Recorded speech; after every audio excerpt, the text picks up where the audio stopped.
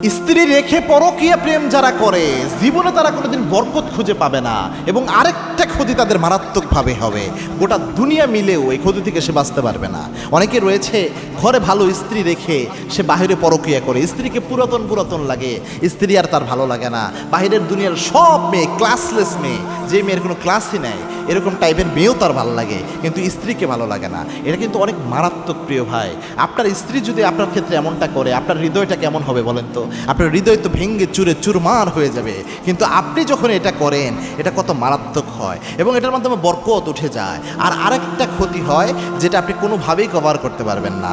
এবং মনে রাখবেন, আল্লাহ রাব্বুল আলামিন এই সম্পর্কটার কথা যখন বলেছেন, আল্লাহ রাব্বুল আলামিন জানিয়েছেন স্বামী স্ত্রীর সম্পর্ক আমি আল্লাহ বানিয়েছি হুন্না লিবাসুল্লাকুম ওয়া আনতুম লিবাসুল্লাহুন্না।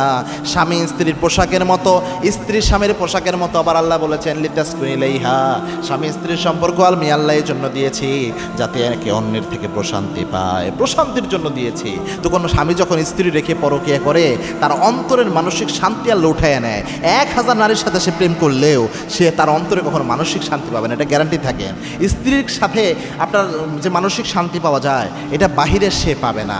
এজন্য আমাদের উচিত হচ্ছে এই ক্ষেত্রে নিজেকে একটু সংশোধন করা। আল্লাহ রাব্বুল আলামিন আমাদের সকলকে হেফাজতে থাকার তৌফিক দান করুন, আল্লাহুম্মা আমিন।